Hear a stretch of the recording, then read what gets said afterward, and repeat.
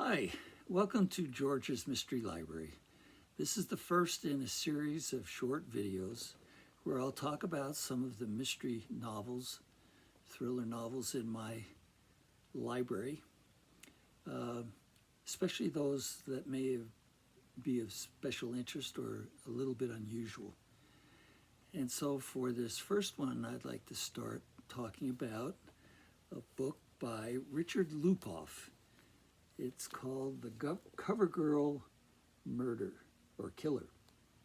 And it's part of a series that featured Hobart Lindsay, who is a white, suburban, kind of square insurance investigator. And he pairs up in these mysteries with Marvia Plum, who is a black, streetwise cop. And they generally involve the theft of something valuable. For instance, the first two in the series were published as paperback originals. The Comic Book Killer was the theft of some valuable comic books, and the Classic Car Killer involved the theft of a 1928 Duesenberg convertible. So there are 10 books in all in this series. But when I received a review copy of the Comic Book Killer,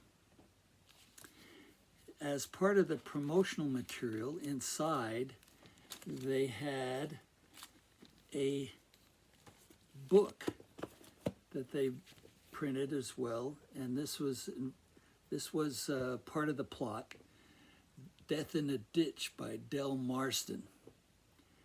And I recognized that cover.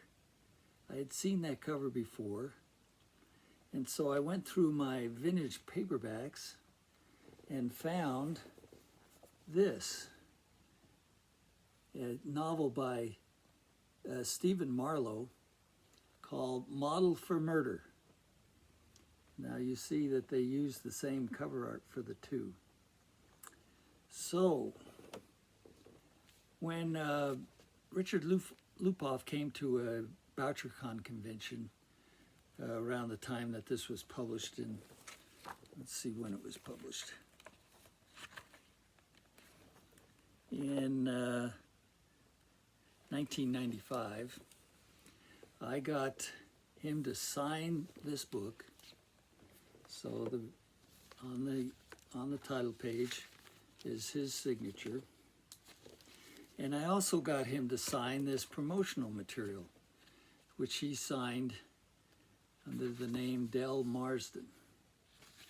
So that's a little unusual in and of itself. I doubt if anybody who has these books in their collection have a signed edition, number one, and then I don't think this was distributed with the book. This was just a promotional thing that the publisher did.